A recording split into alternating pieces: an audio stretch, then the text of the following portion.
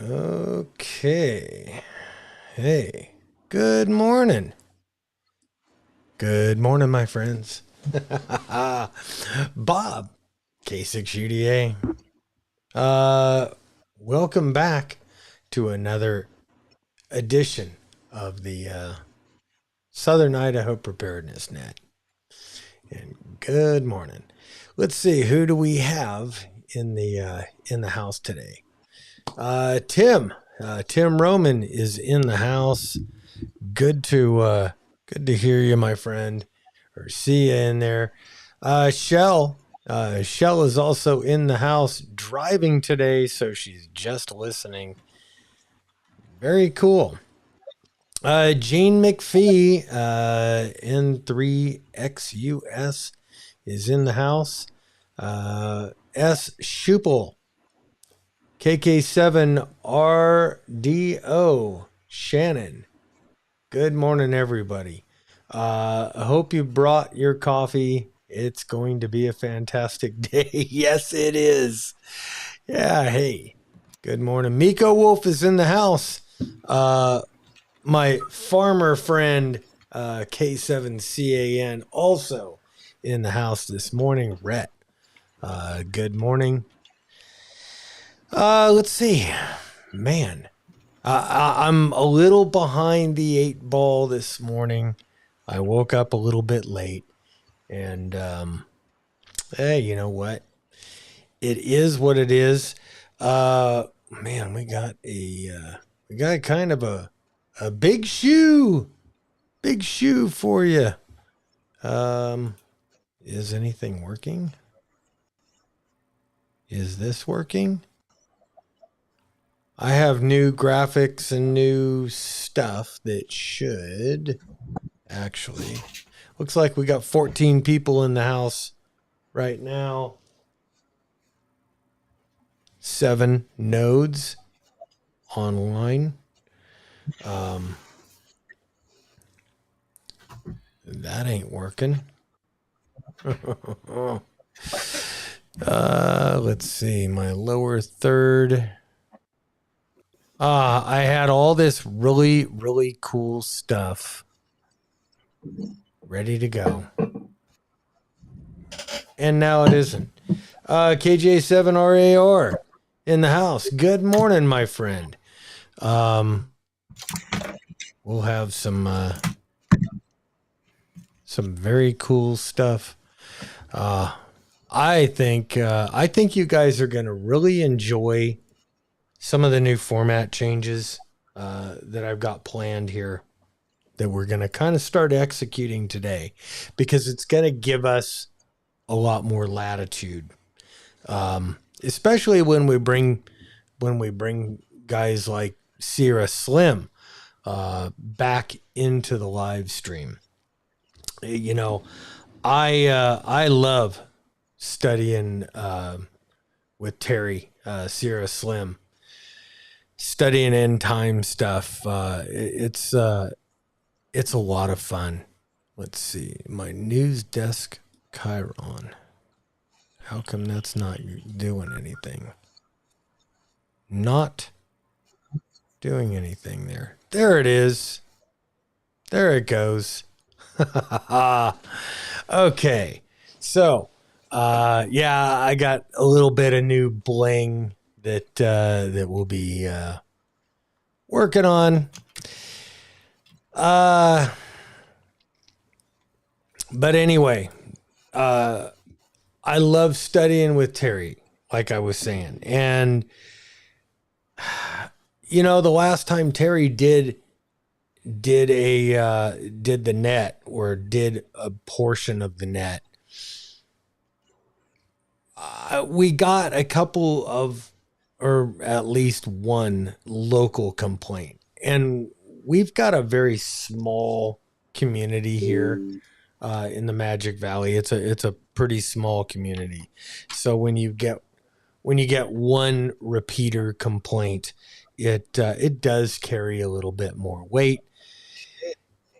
Kind of gave me pause to think. And one of my friends. Hang on here, I have to mute Uh, Who do I have to mute welcome back here? to That one. another Haha. edition. There we go. Oh, Jeff, I got you. You're muted on my end. Um, man, we got all kinds of cool stuff. So we're gonna be able to go over here and now have two guys on here doing the thing. There is Tonto, and we've got news. I've been working on stuff, guys. So we'll come back to Jeff uh, later on in the net. We've got just a few minutes to go here. Man, it is super, super slow doing this. Those graphics are coming from a website, and I got to program them in on the website. It's kind of a pain in the rump.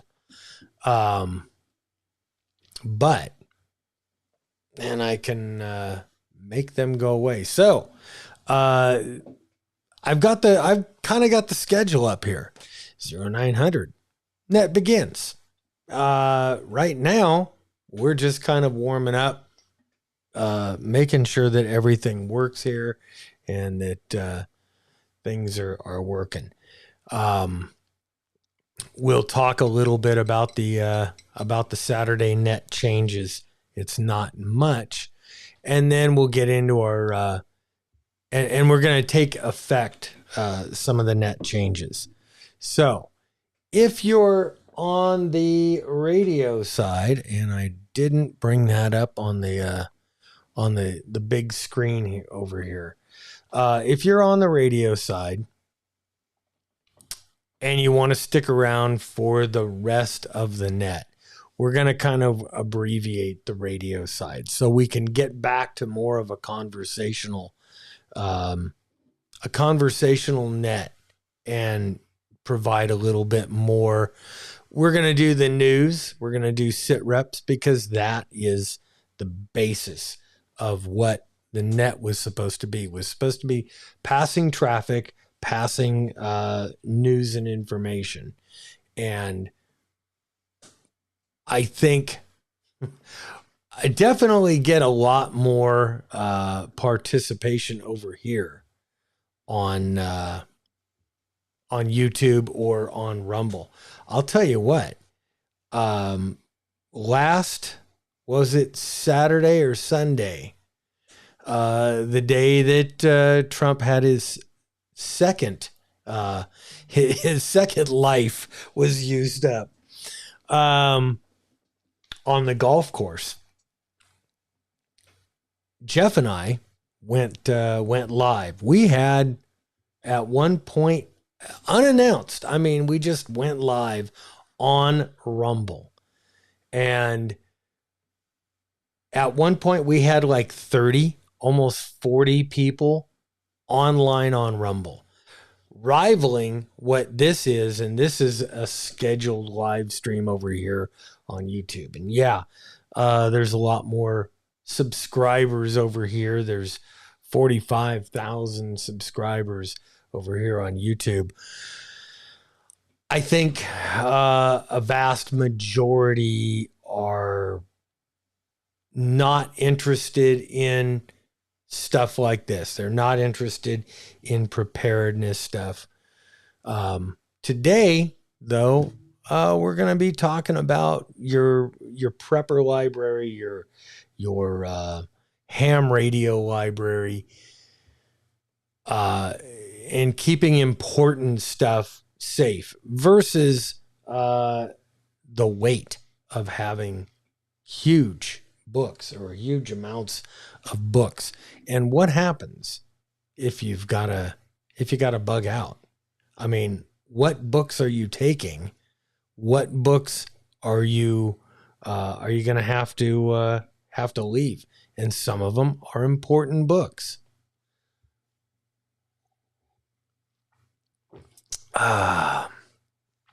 That's good. Good stuff. Oh, waitress, I could use another cup. Let's see. Let's see. Brad Smith, K7YAZ in the house. You know what? As long as we are going here, I'm gonna blow that out, and we'll put the we'll put that up, and we're getting about ready to go. We got about 2 minutes here.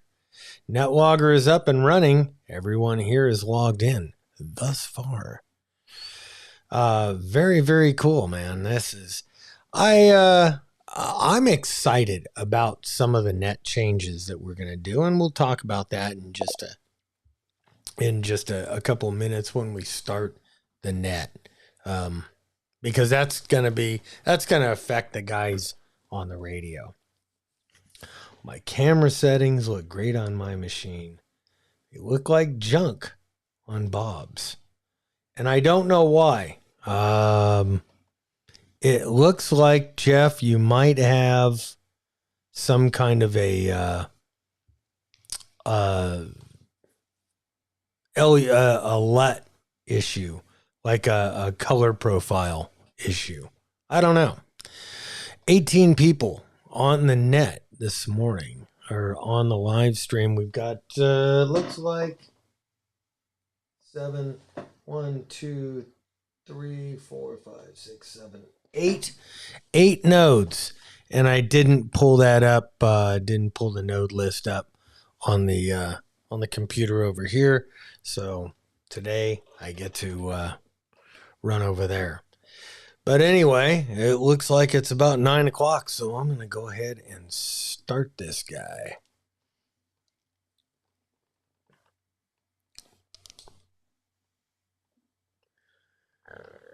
Good morning and welcome to the Southern Idaho Preparedness Net. I'm Bob, K6UDA, your net control host for this morning. This net meets every Saturday morning at 0900 Mountain Time on the K6UDA repeater located deep within the Southern Idaho Command in Twin Falls, Idaho. This is a digital radio net accessible via Wires X on room 40448. Also on YSF reflector 40448, the Idaho Command. It's also available on the Hanson Butte 2-meter fusion repeater 145.170, and local hams with analog radios can participate using the KB7 DFP repeater 442.000.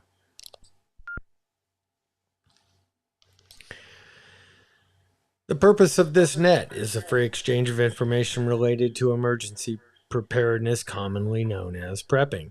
We encourage deep dives into subjects related to food, water, shelter, personal protection, weapons, survival tactics, medical issues, communication gear, and techniques.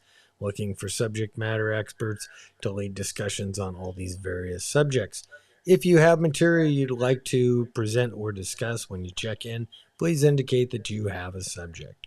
Although not primarily political, discussion of relevant political, cultural, or religious events are welcome in the context of situational awareness and survival. In order to give everyone an opportunity to be heard, we're going to do check-ins in the following order. We'll do local repeater check-ins, then Wires X, then YSF, and then we'll do the live stream stuff. You're encouraged to check in with your first name, call sign, location, how you're getting onto the net, i.e. the local repeater, Wires X, YSF. That being said, do we have any local check-ins?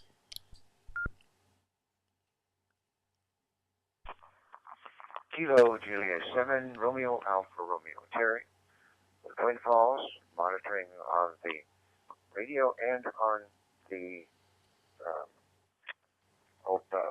live stream. All right, good morning, Terry, and welcome to the net. Local check-ins, local repeaters. anywhere in the Magic Valley.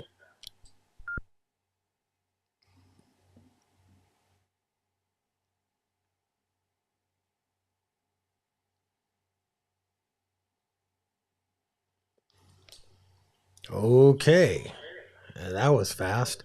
Let's go to Wires X. Wires X check-ins anywhere in the world.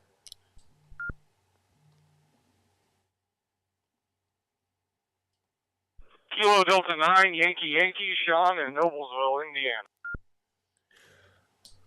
All right, KD9YY, Sean, good morning and welcome to the net. Wires X check-ins. Come now.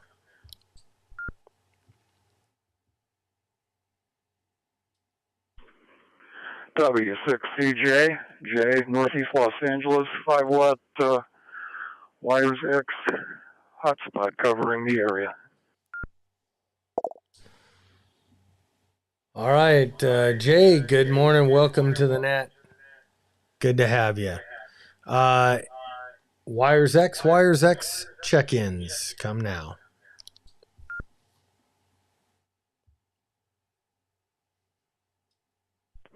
N7TMX, Todd Mountain Home. N7TMX, Todd, from Mountain Home. We'll consider that kind of almost a local. And we're particularly looking for people from Idaho because this is an Idaho concentric net.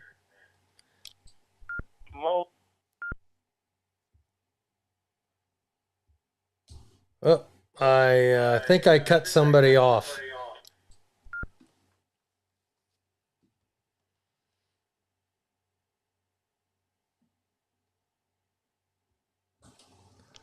Wires X check-ins. Come now.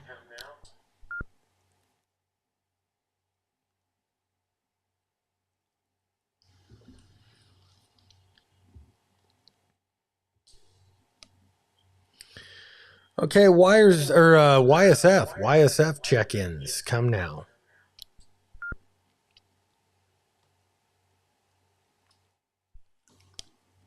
K7YAZ, Brad, Post Falls, Idaho, on a local repeater.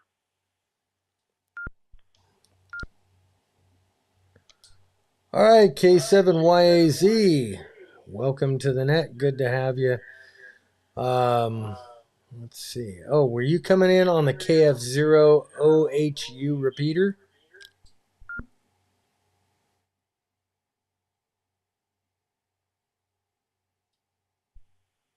Should be the K7 ID repeater. Okay. Now I'm reading. Now I'm reading your correct call sign on the big screen there. Great. Good to have you, and welcome to the net. KF0OHU. You still around?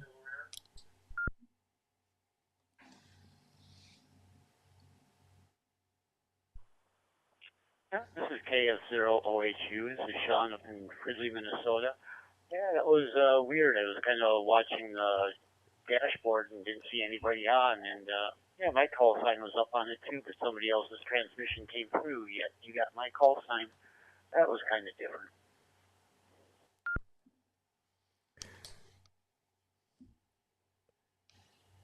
Yes, it was. But hey, thanks for being part of the net.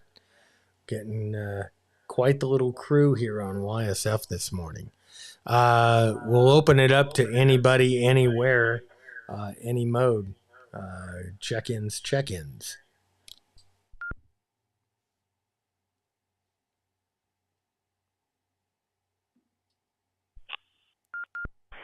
K7EGA on Echolink today. All right. K7EGA, Eagle Globe and Anchor. Good morning, my friend. And welcome to the net.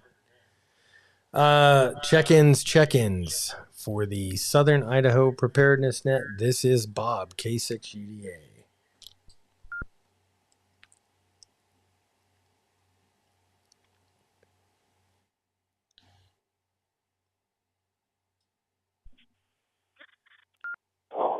November 7th, Delta KB9 in UPY, Northwest Illinois on YSF. All right. Had a couple of doubles in there. KB9 UBY or UPY got you in there. And then there was somebody else.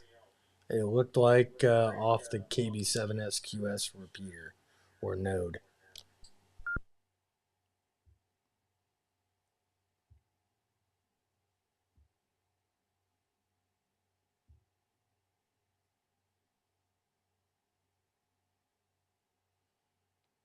All right, we'll do one more round of check-ins, and then we'll start moving into sit reps.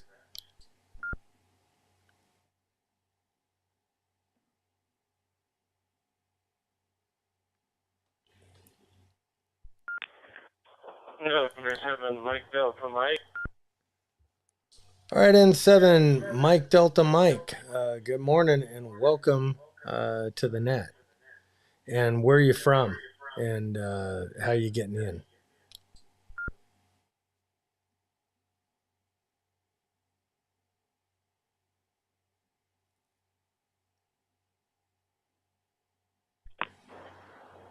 Well, apparently I'm mobile. I'm on 84 eastbound, about approaching Star, Idaho, and whichever the repeater is over here. But I'm just coming through on a Yaesu FT400, 50 watts with a quarter wave mag mount trim, and just zooming along and heard you guys. Fantastic, and welcome to the net. All right, guys, we'll do a few more check-ins a little bit later in the net here. We're going to move into our sit rep section. Sit reps situational reports. These are basic news stories. This is what we kind of originally envisioned the radio portion of this net to be, was a place to come and get news and information. So with that, Matt, KJ7JTK, I think he's indisposed this morning, but I'll give him a shout here. JTK, you around?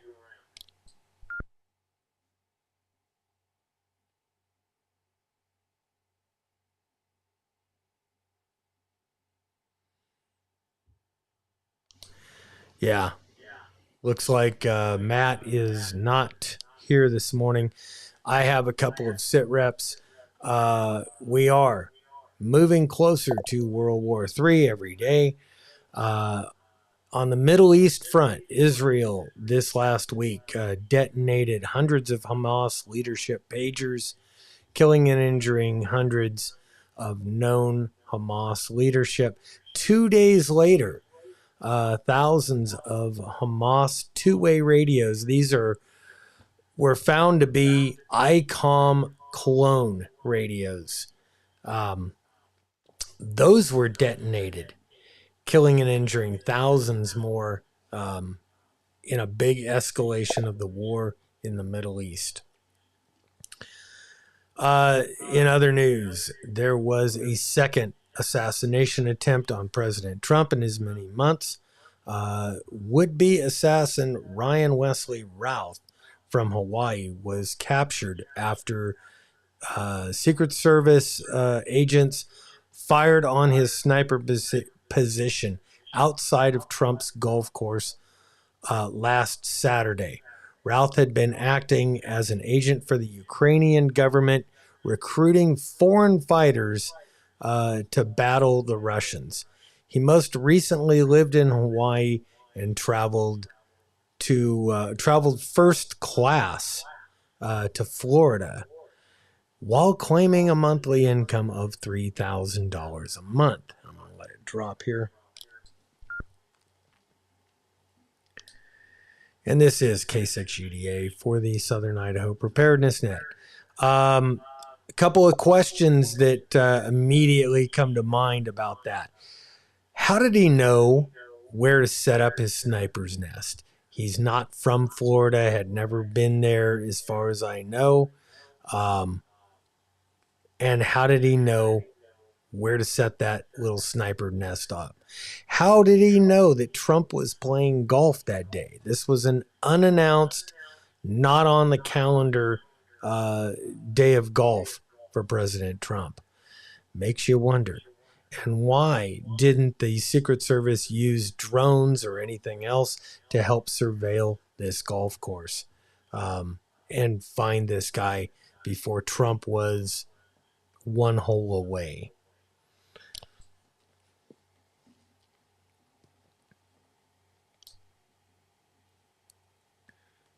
Okay, are we gonna get back? Yep, there it is. Okay, third piece of news. There was a possible bomb, well, a reported possible bomb found at a Trump rally in New York. The NYPD is now saying the reports of explosives in a car parked near the location where President Trump was to speak is false. The question I have: are the Democrats trying to scare Trump voters into not showing up at rallies, or are they telegraphing the next assassination attempt? And failing at the last two shootings, are they now willing to have more collateral damage in order to keep Trump out of the White House? Just some questions that I have. Let's see. We're going to be doing a few format changes to the Southern Idaho Preparedness Net. First of all, we have finally figured out how to effectively live stream here on Rumble. So we'll be doing, moving forward, today's the last time we'll be live streaming on YouTube. So moving forward, if you want to watch the live stream, and I highly suggest you do, you'll want to go to rumble.com and search for the Idaho Preparedness channel. It'll be live streamed onto that. That'll start next week. In addition, we're gonna shorten the radio portion of the net. The Southern Idaho Preparedness Net was conceived for providing Idahoans a method to gather and pass along vital information in critical times. Let it drop.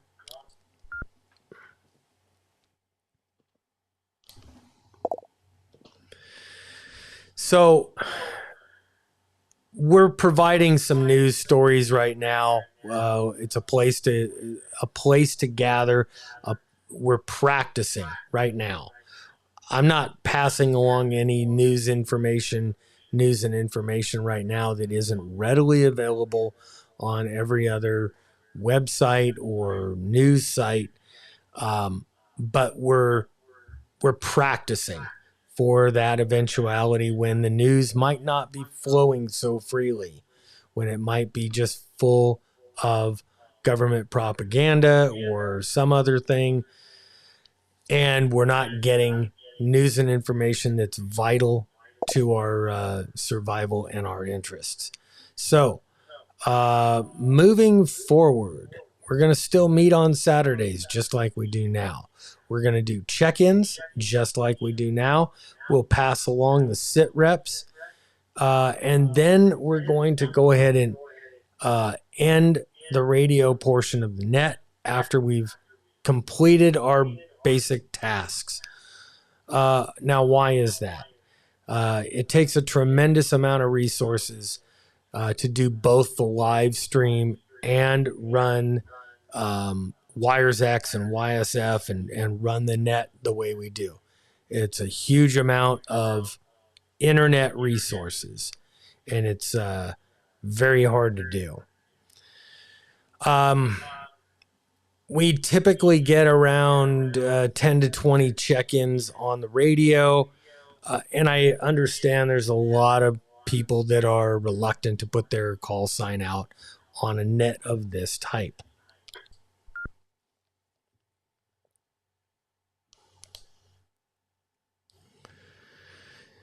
Besides that, other than the guys that are driving down the highway, I think most of the people that are on the net are also watching or listening on the live stream. So, in order to make the discussion more listenable on ham radio, there has to be no visuals in the entire net. So, that kind of precludes us from having guests um, other than guys that are already on the net.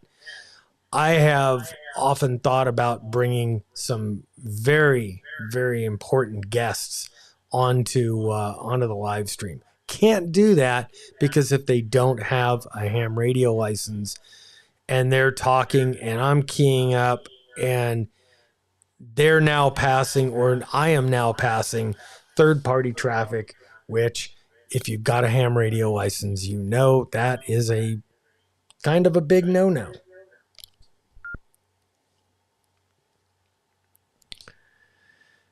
Let's see, where am I here? Let's see. So,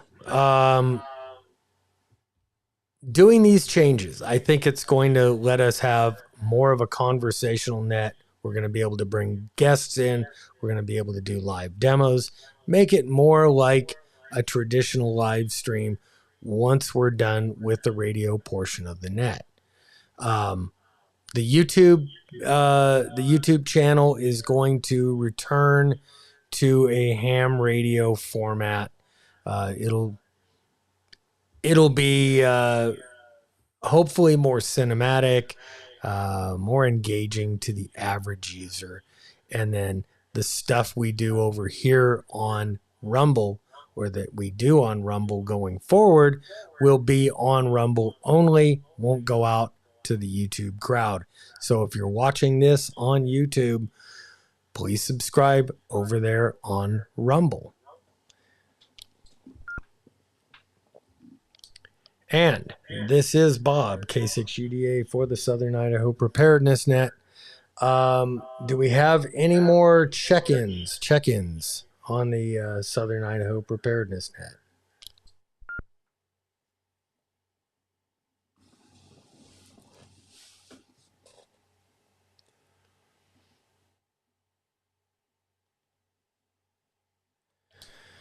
Okay, guys.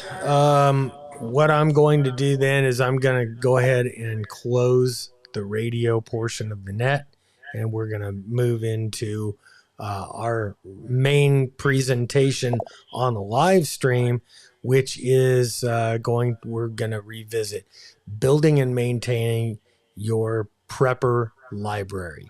So if you're on the radio only right now, please go over to YouTube and get on the live stream there, and then watch us over there, or you can watch the replay over on Rumble or YouTube. Anyway, does anybody on the radio side have anything else for the net?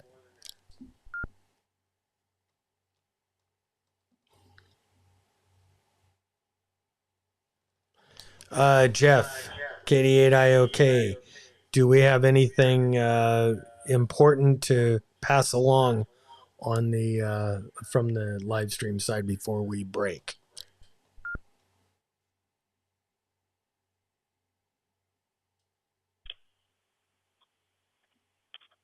Yeah, Bob, can you hear me? I've been having a hard time getting out. Yeah, you're 5x5.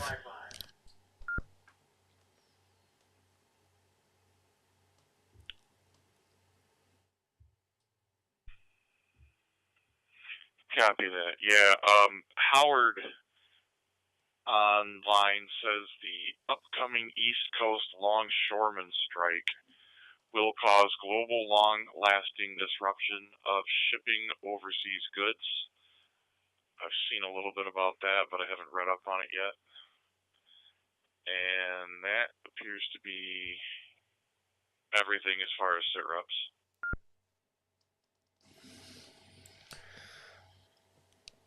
All right. Thanks for that. Anybody else have anything for the radio side?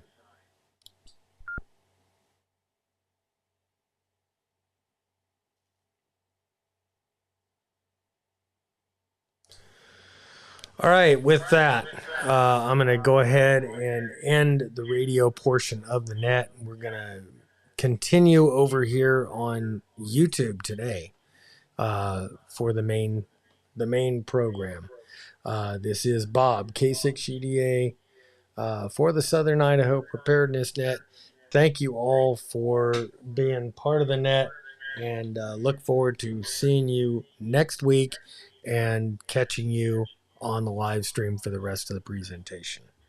7-3. Okay. All right, guys.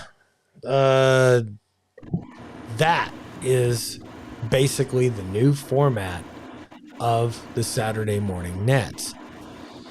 And I'm going to run over here. We've got 27 people online right now.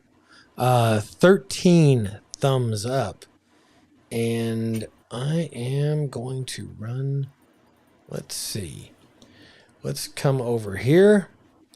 And let me see if I... Yep. I'm going to open that up. We'll now officially bring in whatever else is coming in here. Maybe it should be starting, but it is, man. Okay, so we've now run through our net changes. So today's program includes, we're going to talk about books, PDFs, radio manuals, audiobooks, all that stuff in building a prepper library, hoping to have as many of you guys join in and put your 2 cents in. And then I want to talk about offline backups, space and weight concerns for having paper books and everything else, and methods of getting things like audiobooks and other, say, Apple books offline so you could save them. And let's do this. For today, I'm gonna bring in Jeff. We're gonna tag team it here. Hey, look, my color's better. I like your colors better. All right, Jeff, KD8IOK in the house here. He wanted to be called Tonto.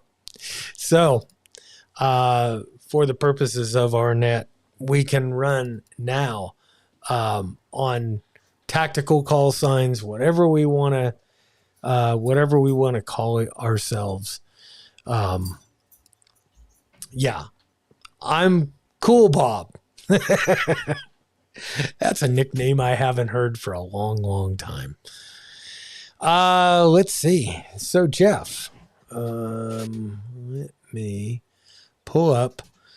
So your prepper library, I wanted to bring that up because it's been quite a while since we've talked about a prepper library.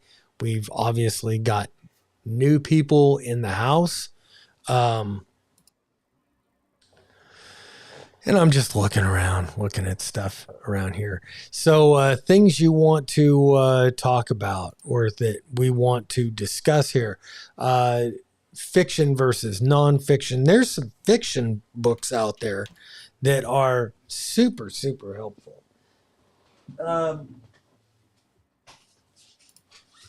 One of my personal favorites is 1 Second After. This is this is a 4-book series.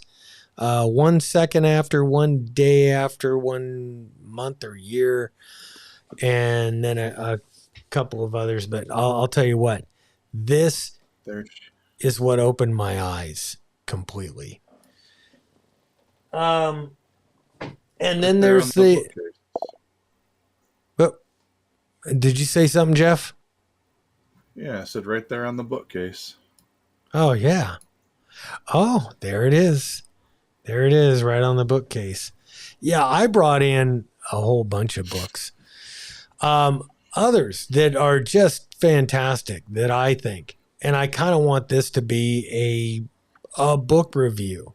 So if you're sitting at home and you've got a favorite prepping book, fiction or nonfiction, go ahead and put it in the comments, and we'll go ahead and read it there. Patriots by James Wesley Rawls. And speaking of James Wesley Rawls, he lives here in Idaho, and I had talked to him a while back. I wanted to get him on the net and or have him leave some comments on the net. He's busy writing a book, but he's very, very interested in the net here and what we're doing. I think now with this new format where we're not so worried about running 2 stages of this whole thing, I might be able to get guys like that to come on the show. Now it's a show, not just a net. But anyway, Patriots, and he's got a series, Patriots, Founders, and Survivors. That was they were done back in the 90s. I think he wrote most of those back in the 90s. Very, very good books. They are fiction books that basically read like a survival manual. Set in a fictional shit hits the fan world. You've got groups let's say Patriots centers around a group of preppers, survivalists who kind of ditch everything. They ditch their daily lives right as they call it the big crunch was starting to happen throughout the country. And all these guys came from different parts of the country. They were all, I think, college buddies. And it's basically the story of how they survived. But it's so sprinkled with real tactics, real equipment, real everything that it hits home. It hits home in such a way that that you read it like a textbook. What do you think, Jeff? Have you read that one? I agree. Oh yeah. I've read all of them. Yeah. Yeah, that one's one of my favorites. It's definitely something that I recommend to most people when I talk to them about this lifestyle, because that's what I refer to it as a lifestyle. It's just a way of life, and it's my ultimate dream of how I would like to have my inner sanctum built up, where we have somebody who has the area to be able to store your caches in, and you trust, and it's your ride or die people, and it's a great book. Yeah, it really is. Very much inspired me for a whole lot of the things that I've done for years and years. 1 second after, 1 year after, The Final Day, and 5 years after. Those were the books. Again, read all of them. almost like textbooks, aren't they? Yes, yes, pretty scary. I mean, anybody that so I feel like the 1 Second After series is the group of books, and you really only got to recommend 1 Second After, and let them Yeah. read that, and then recommend Patriots for how to prepare for 1 Second After, and then they'll be so hooked on 1 Second After they'll want to read the rest of the series, and that's kind of what happened with me. Yeah. Yeah, definitely. I don't know where my life would be right now if those books hadn't been written. I don't know. I don't know if I'd be in the same space, but they made a huge impact on me. Those were huge books in my prepping journey. Also, having a copy of the Constitution of the United States and the Articles of Confederation, both to educate yourself and to keep as reference.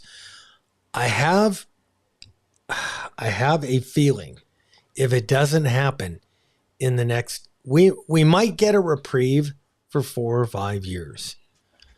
But I think if Trump wins, I think he might be the last of the Mohicans, so to speak.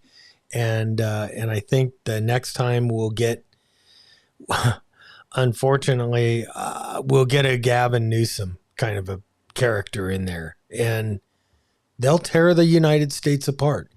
The Constitution will be, I believe, shredded, absolutely just shredded. We need to keep copies of that offline and in enough patriots' hands that we can rebuild if we need. Let's see. From Howard, Mrs. K6UDA, please make the boss another cup of coffee. That, what sage advice. Thank you. Also, the Federalist Papers and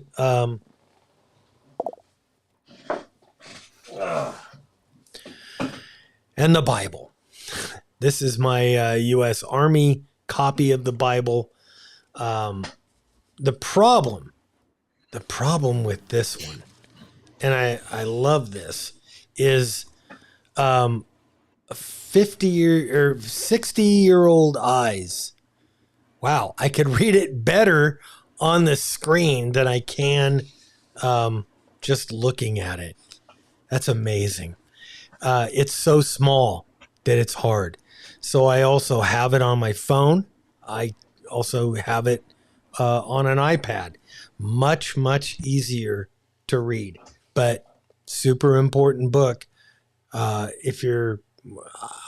think it's a super important book, even if you're not a true believer. Let's see. How to Survive the End of the World by James Wesley Rawls. Dare to Prepare. Let me pull up some of just a few of my favorite books here.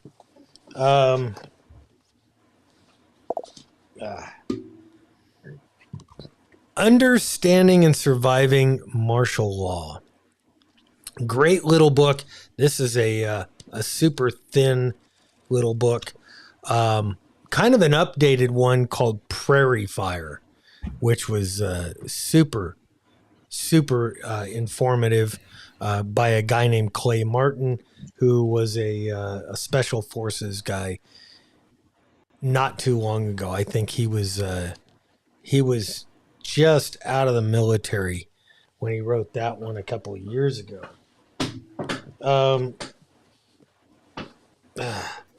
The Survival Bible by Duncan Long. Lots of good information. Here's like earthquakes, danger spots in the U.S., care and cleaning of firearms. It's just Lots of picking the right rifle, picking the best shotgun, bullet configurations and considerations, pumps.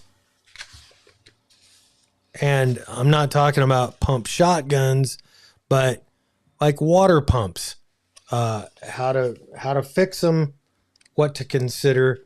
There's a lot of good information in this book, the Survival Bible. Dare to Prepare. This is a huge textbook. I mean, this has pictures. I mean, here's like tons of cooking, off-grid cooking. This has been a well-used book. All the different kinds of small. Come over here. Small stoves, off-grid stuff. There's a whole thing on the power grid of the U.S. and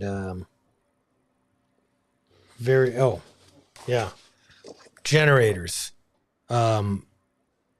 All about generators. What is tactically acceptable? Tons and tons of stuff in this book, Dare to Prepare. And then one here that I've had for about 20 years, Strategic Relocation. And one of the reasons I ended up where I'm at was this book. So, Jeff, what are some of your favorites? Or do you have any that are more serious?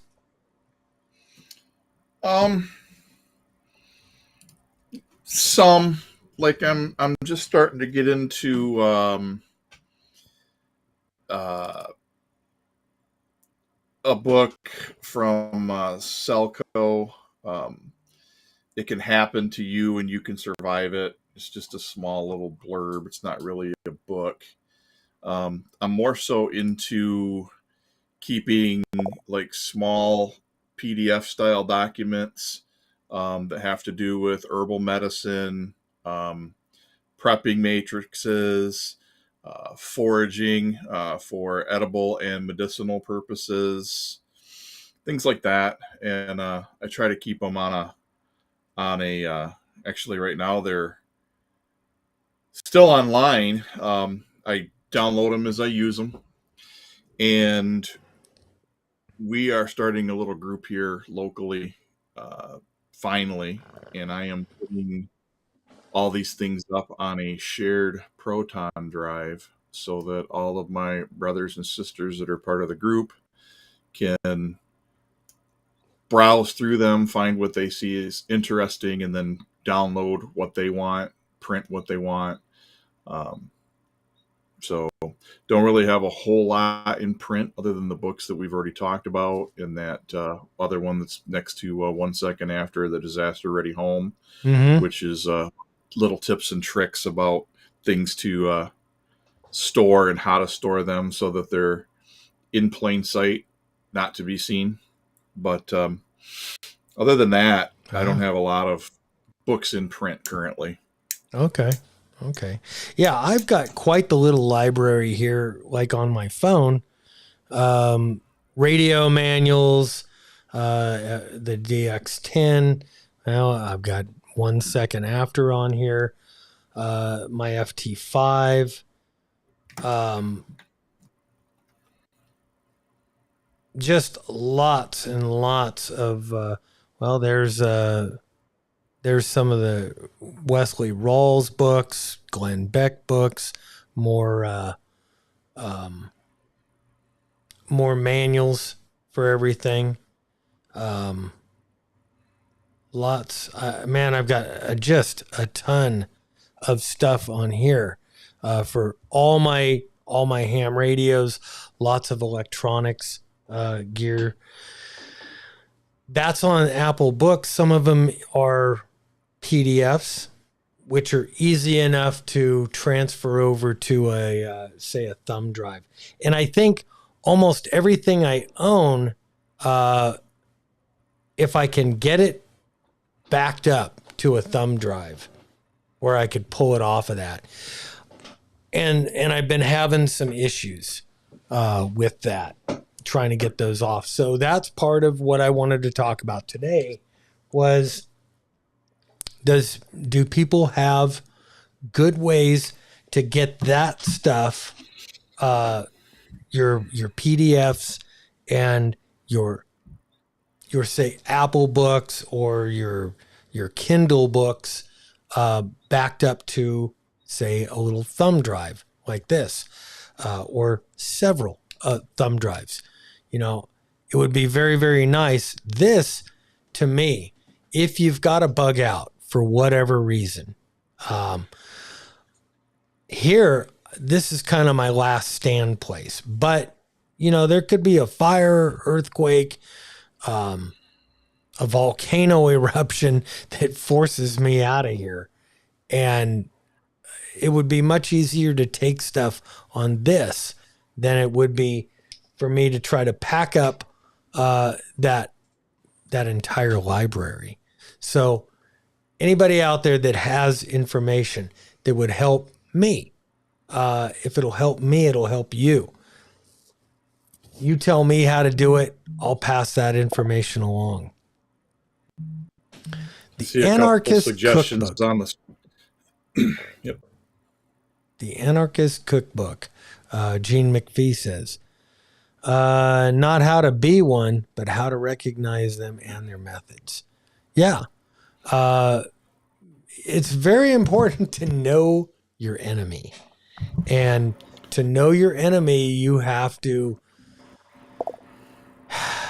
unfortunately, you've got to listen to their propaganda. You have to read about them, and you have to get inside their head to know what they're really thinking. Sierra Slim has a couple. Sierra Slim has a couple book suggestions in the chat. Says Prepper Survival Bible and the Survival Medicine book. I think anything to do with survival medicine is a must-have, because you can bank on the fact that there's not going to be any type of medical treatment facility open. Yes, very important. Pamela, who I haven't seen in the chat this morning yet. Don't know if she's going to be able to join us. She's been doing a lot of VE stuff on the weekends. But she suggested the Peterson Field Guides, medicinal plant and herbs, edible wild plants, mushrooms, venomous animal and poisonous plants books, Boy Scout handbooks, first aid books like Terry just talked about, books on animal traps, and books on building shelters. The books on building shelters, let's see. Scott had mentioned that books that teach framing, building sheds, and other buildings, really, really important, because I'm not a construction guy, but I watch enough YouTube and stuff that I've kind of learned a little bit. I'd like to learn a lot more. But I think if YouTube went away, if Rumble went away, we got to have this stuff on PDFs or books or some other way of getting that information out. Let's see. So Jeff, what is your thought?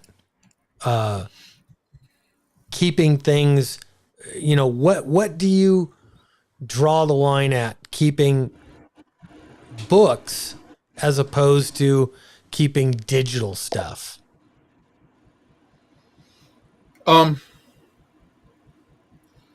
I'm more inclined to keep the digital stuff uh, because of the easy transportability. I have a stack of flash drives as well on my desk, and that's actually what's on the agenda for this weekend. Is I'm starting to work on doing the transfer up to that shared directory, putting the more important things that I don't want to lose access to onto the flash drive. And part of the reason that I think that you can get away with doing that is because I kind of look at the EMP as that is the absolute worst case scenario. And I'm trying to plan more so for the more likely scenario, like civil unrest and Mm-hmm. grid breakdown, things like that.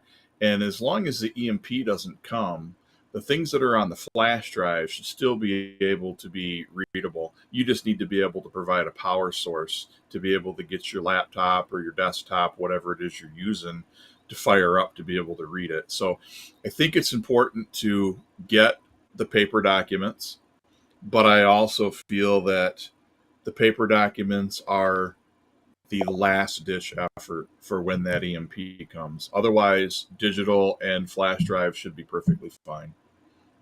Yeah, I totally, I get it, and I agree.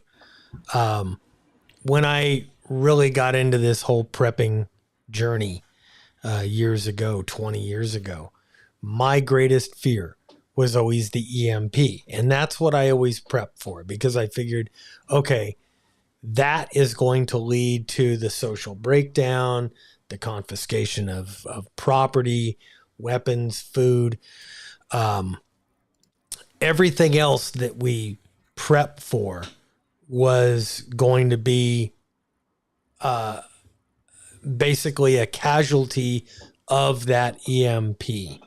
Um, S. Schupel says people forget if there is a Commander Putin ships a missile to the U.S., the plants will be the first affected if you're not directly hit by the missile itself. Yeah. Um, and I look at that as, yeah, if we get hit with a foreign EMP. Now, honestly, after seeing some of the things, some of the shows lately, Sean Ryan, he did an interview with some gal who was a reporter, and she was reporting on. She used to report on all this, the nuclear arsenal and everything, and the stuff that she said scared the crap out of me. Basically, it's like when it starts, it's 90 minutes of Armageddon, and then everybody dies, pretty much. There won't be much Right. left. Yeah. Right. And one of the things that the wife and I are doing is the next step is we're going to go through and find out of these documents that I was talking about, what do we feel is important to us? What could we actually use?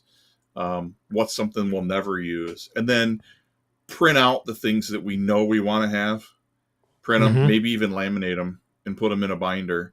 But, it's a long process and we're late to the game when it comes to that aspect of our journey. Mm-hmm. We wish we'd have thought about this 10, 15, 20 years ago, because I feel like we might only have, 2, 3, 5 months. And I don't know if we're going to be able to get it all done. Oh, I know. Isn't that scary? I mean, it's always Yep. been, yeah, it can happen at any time, but it never seemed as imminent as it does now. I mean, right now it seems like, wow, any day. And like, I've got to go travel back to California. My plan right now is just to fly because it's going to be a kind of a quickie trip for just several days. but I've got to do it. And I'm scared to death that that the balloon's going to go up while I'm out there, or I'm on an airplane, and bad shit's going to happen. I don't know. I mean, and I've never really felt like that. Let's see. Gene McPhee, or Sierra Slim was talking to Gene McPhee about Mount St. Helens. And I wasn't in Idaho when Mount St. Helens went up. I was outside of Sacramento, and we had thick ash clouds for days down there. It was bad, but we didn't have we didn't see the blast or anything. But Sierra Slim said he watched the eruption from his front yard in Vancouver, Washington. That must have been quite the show, Terry. That was quite the show. Do you want to catch Miko Wolf's last comment there, Jeff? Yeah, he says, chunga mushrooms, ginseng roots, dandelions, and other edible stuff you can use for medication. Dandelions have a lot of aspirin. You can get a headache. And if you get a headache, be warned, it's got a lot of estrogen in it too. Interesting. They also says chunga mushrooms, the white stuff on it. Other countries use it for medical to cure cancer. United States doesn't recognize it yet. Changa mushroom grows on birch trees. Ah. Well, I got some of that in my front yard. I didn't even know what that was called. So I guess you dry it out, crush it, and snort it. Snort it. Great minds think alike.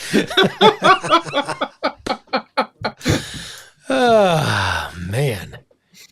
Yeah, so if you're watching this, if you're watching the live stream, you're watching the playback, if you're watching the live stream, leave a comment in the chat. What do you think about storing your documents on, say, Pi-based computers, or attached hard drives, thumb drives, using your iPad or your phone as the storage device? I mean, so far, my main storage device for a lot of those things, and I do audiobooks too.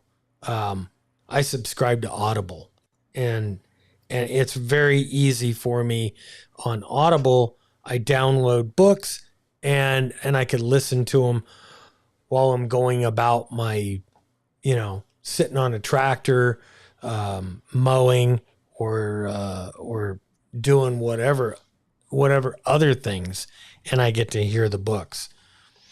I would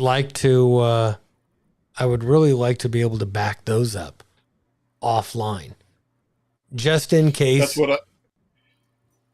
That's what I do. Not back them up, but I do Audible as well. And then when I find one that I really like on Audible, then I buy the print version so I have it.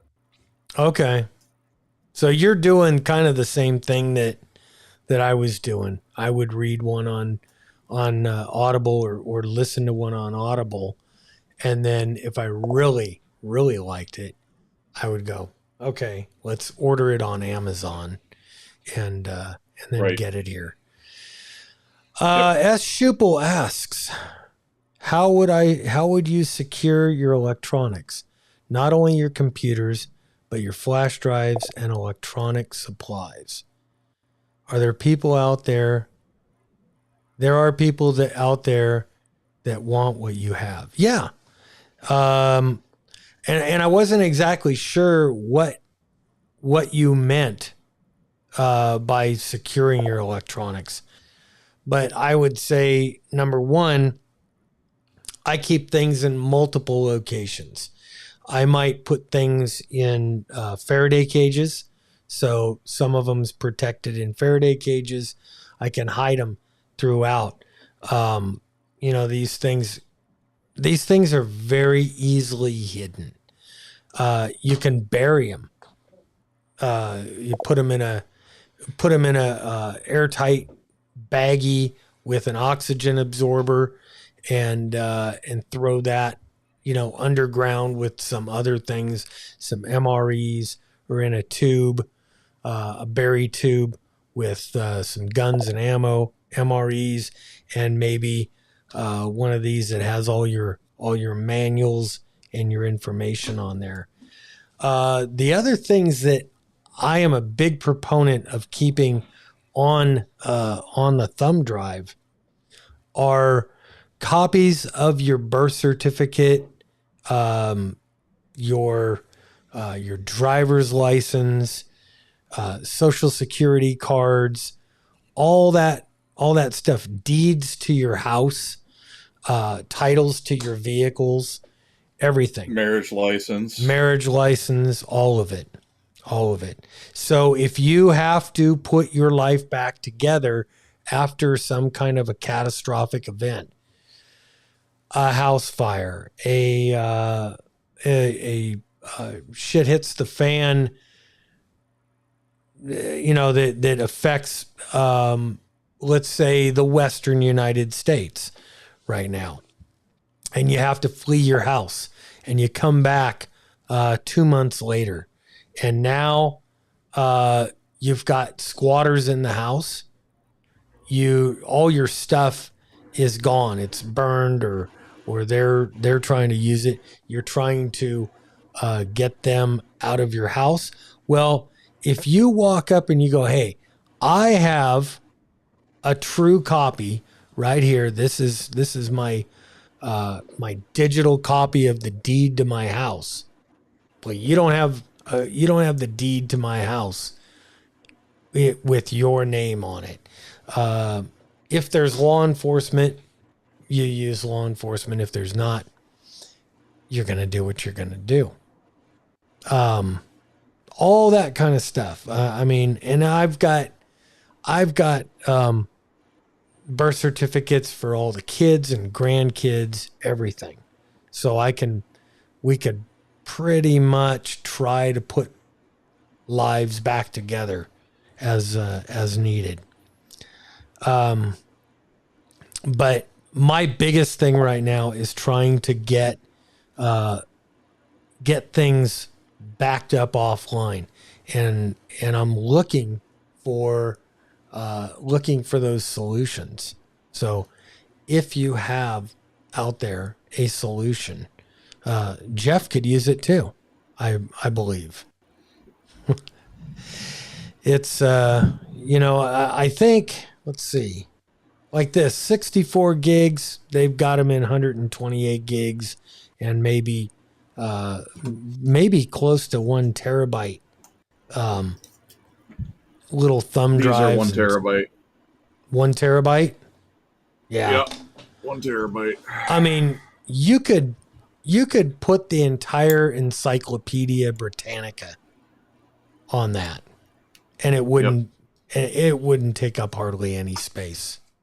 I've got a Western Digital MyBook external hard drive backup as well. It's 4 terabytes, and it's, you know, the size of a mobile radio. It's not too horribly huge. You could haul it with you pretty easy. Yeah. Yeah, and I've got several. I've got several little hard drives like that. Yeah. What I really like about these, yeah, what I like about these is, you know, pretty much any formatted computer, you could stick this in, and it'll go to work. Yep. CUCV Farmer posted a comment in there. He says, "I'm not worried about an EMP because there's not many countries that can do that. It's hard not to deny doing that. What worries me more is cyber attacks that could take the grid down, etc." And I agree with that. And that's why I feel like what we're talking about backing stuff up on a flash drive or other form, is a bigger priority to me than to try to figure out how to store it all in a Faraday cage. Now, if I could make 2 copies of it and throw one in a Faraday cage, and I mean, these are cheap. I want to say that my flash drives cost me like $20 a piece for a terabyte each. If I could make 2 copies and throw one in a Faraday cage and one in the safe or cash box or in a tube out in the backyard, I think that we're doing okay. I just feel like I'm more concerned about the civil unrest and a civil war than I am about nuclear war and EMPs at this point. At this point right now, I tend to agree with you. I think that's probably the greater threat to us is more of a civil unrest kind of a thing. I hate to say it, something brought on by our own government, which 20 years ago when we first started thinking about all this stuff, I would have never thought that. I mean, it was like, oh yeah, it's going to be North Korea or China. I didn't even think Russia was a real viable EMP kind of a threat. Now, I don't know. I just don't know. But I tend to agree the more probable thing is going to be a civil unrest due to right now the election or the economy, something like that. Right. Or if they try to institute nationwide martial law and say everybody turn in your guns. I think we're going to have some interesting times. Vince Pimentel, get a RAID device over those single drive backup Western Digital books. Single point of failure instead of redundancy. Duplicate copies, just like it said on the ticket. Just like what was just said is the ticket. 2 is 1, 1 is none. Yeah, definitely. Like I said, these were cheap. I've got handfuls of them. And to me, you make 3 or 4 copies of this and you hide them all over the place. You got it. You can throw one in your bug out bag. You could keep one in your safe. You could put one in a Faraday cage and bury one.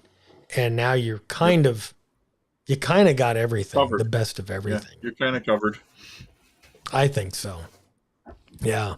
But Vince, yeah, great idea. I don't know how to use a RAID device or a RAID drive array. I have heard of them. Easy.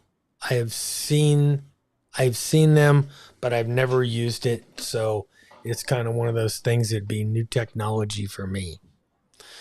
Miko Wolf says ammunition cans are the stainless steel line number to patty materials and put your electronics in them.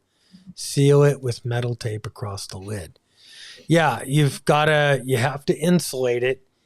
They make an okay Faraday cage. They're very small. Can't put a whole lot of stuff in them. And I think they work just marginally. I don't know. I'll be right back. I'm going to go grab something to show you. I'll be right back. Okay.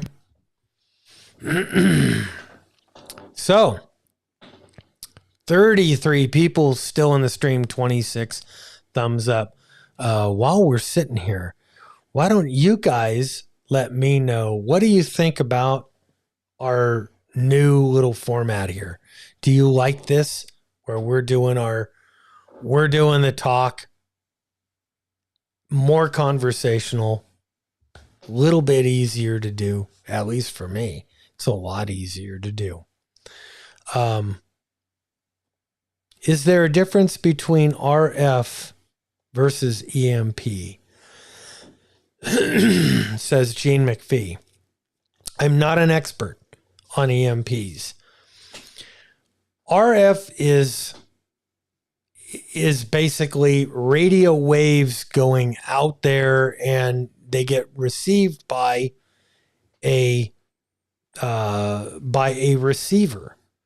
The EMP is a pulse of energy, not so much a piece of information being sent. And it's not, I think the EMP, it's just pop. It's out there. Not necessarily directed at anything, but it just takes over. Now, two theories or two things, and I don't know which one to believe. There is the traditional theory that I had that EMP pops off. Say you've got an airburst 100 miles over the earth, over Kansas. And that airburst fries all these electronics. Basically, it pops capacitors in electronic gear. And things like, well, all your electronics that are in your house, even if it's off from that theory, those electronics would be fried. Your car wouldn't start. Even if your car, to me, if your car was off, parked in the garage, EMP pops off. According to that theory, it fries capacitors in the ignition in the car that renders the car inoperable. Same thing with your phone, but this is a radio receiver, so that would be a little bit more understandable. But if it's off, if this thing is off, I don't know. Then Terry was talking about the EMP shield, and that's probably something that we need to explore on the live stream at some point, is the EMP shields. Those guys are saying, okay, if you put our EMP shield, say, in your house, the EMP goes off, it either destroys, the EMP shield is either sacrificial, or I'm not sure if it resets like a fuse. But to me, I would think that, and it's supposed to save all your electronics in your house and everything.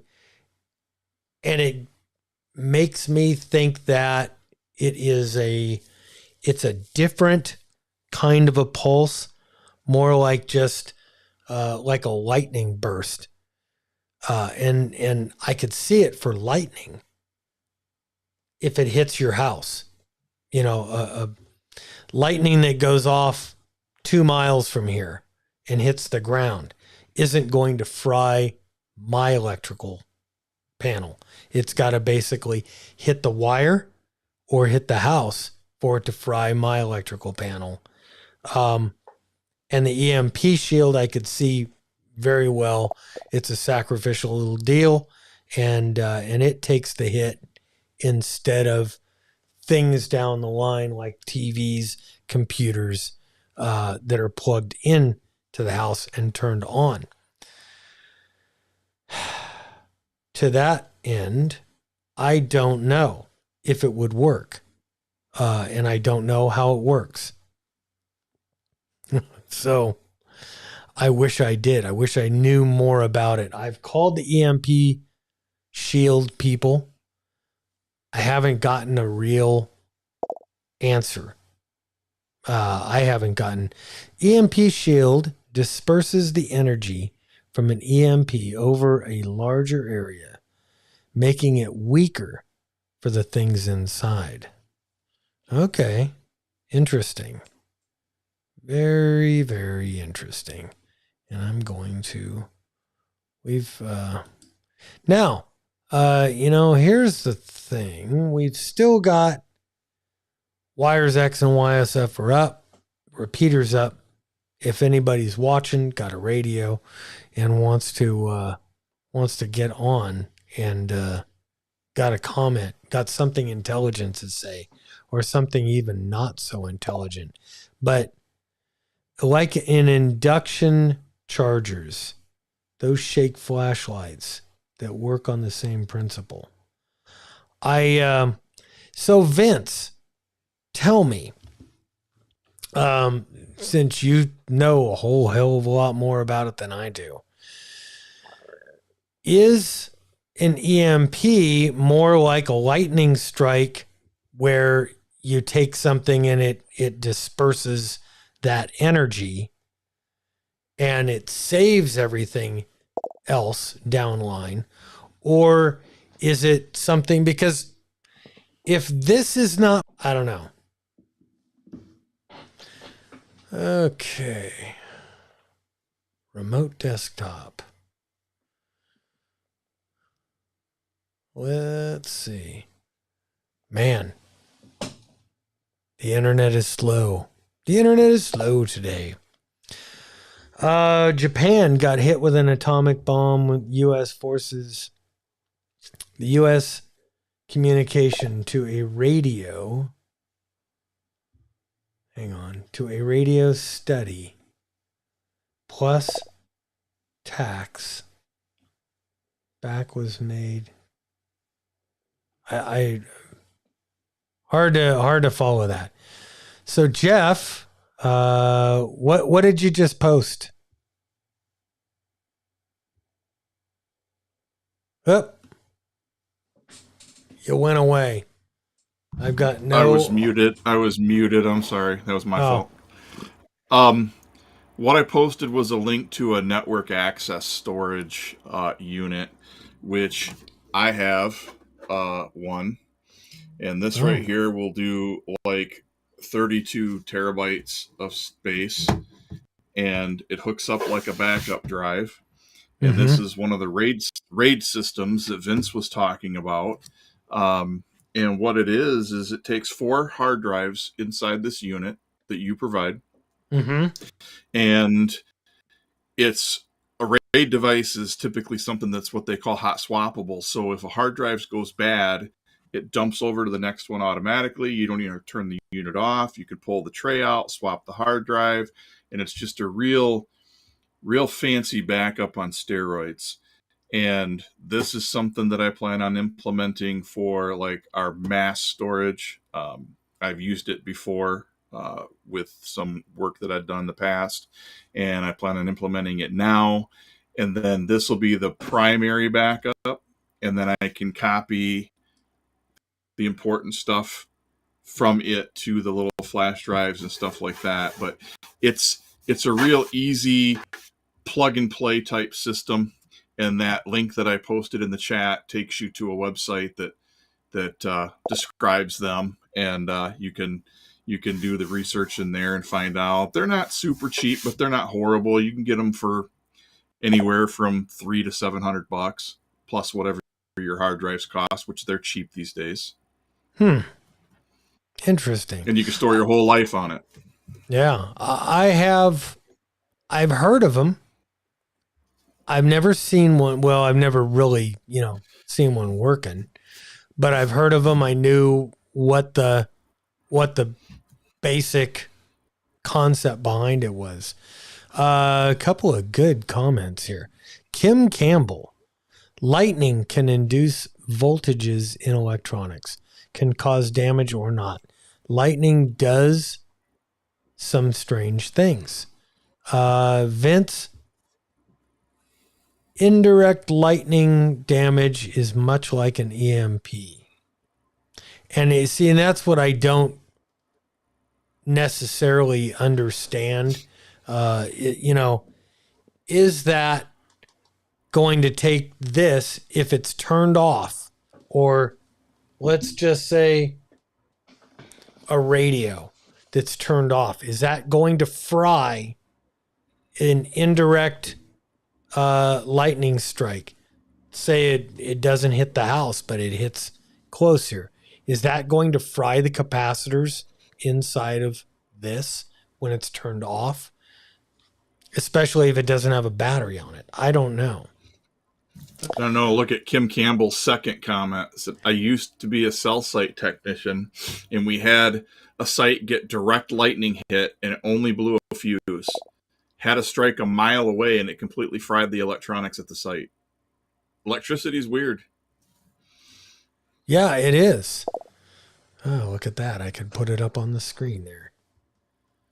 Let's see. Miko Wolf. Radios made back in the day. Let's put that up there. Back in a day, they use a lot of lead and lead shielding. A lot of asbestos electronics in houses. They're pretty good on the safe side. Days Electronics. They are doing studies on now.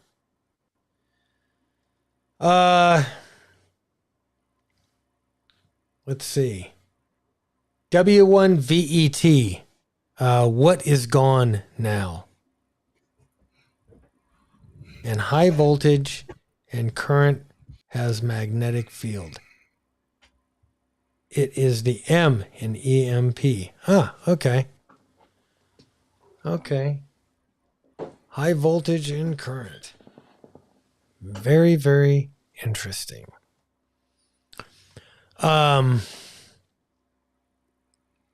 Wow. See, I like this format because we just get to BS. And look where we've gone instead of, just kind of going off the script. Look where we've been. Now we're covering EMPs and how to store your electronics. I love it. I love it. Magnetic field. That magnetic field hits electronics. It powers the circuit. Too much energy passed to the circuit and it kills it.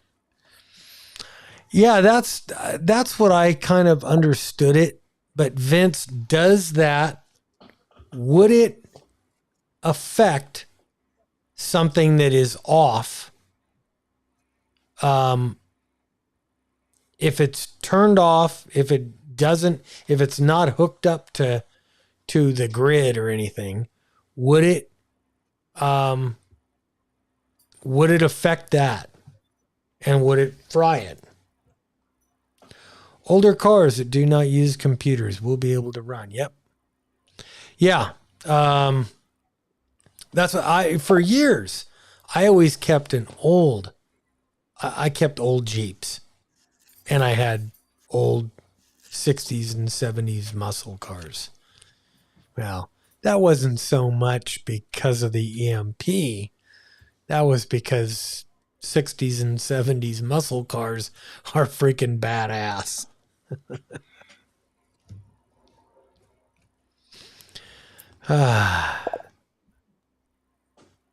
Vacuum tubes. Yep.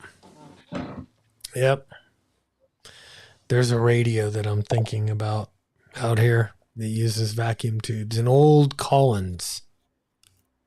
I don't know. It would be cool to have it, but freaking expensive. Vince's answer to your question is yes, your handheld would be dead. It would affect it. Okay. He just said yes. Ah. Okay. Okay. Yeah. Well. Howard Buck has a good question. Oh. What is the game plan for Discord? It hasn't been mentioned. Yeah, you know what? We probably should do our little move over. Today Generally, I would say, yeah, Discord. We finish up in the hour. This should be an hour, and so we're at an hour and a half. So we're gonna cut it off at an hour and a half, and then everybody can move over to Discord. I am helping Mrs. K6UDA in the kitchen today. We're canning, so we're canning the garden today. But she didn't bring you coffee. She didn't. Horrible person.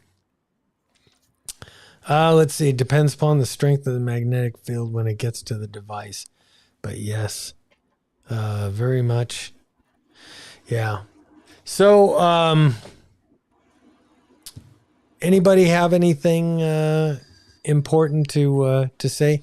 We can actually I will go ahead and fire up Discord on my end. Holy crap. This thing is just crawling along. I need to free up some resources here. And we got somebody on the radio. SHTF, do you copy? Yeah, Terry, go ahead.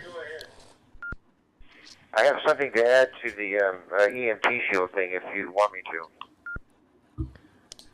Absolutely.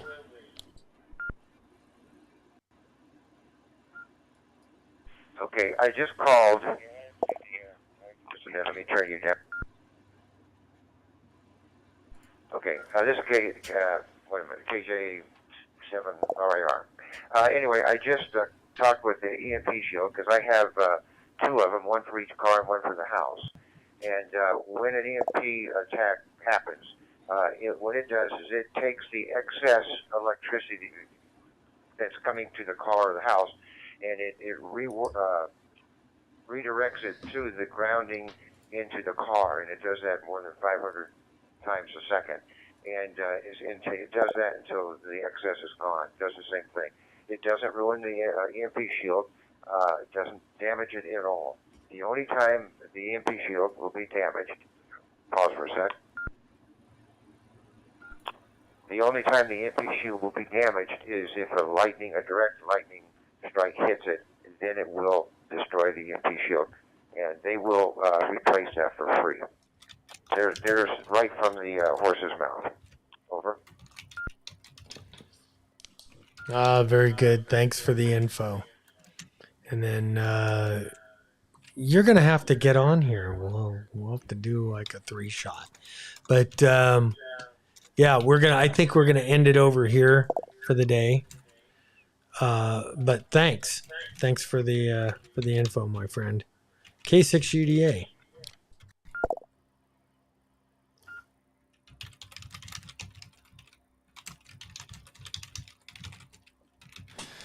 Okay.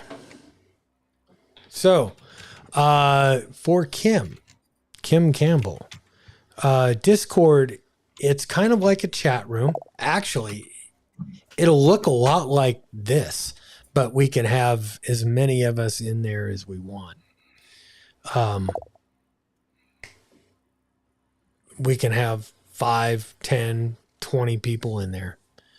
Typically, yeah, we'll jump over Discord after this show, and we'll do it today. I'll come in and say hi, but I'm gonna have to jump out.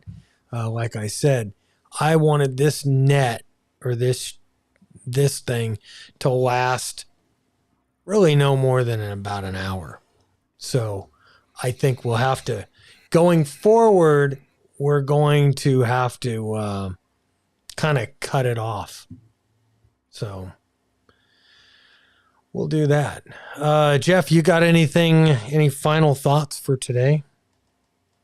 No, other than going forward, I'll be sure to not You're be muted. so long-winded. No, I'm not. I shouldn't be. Can you hear me?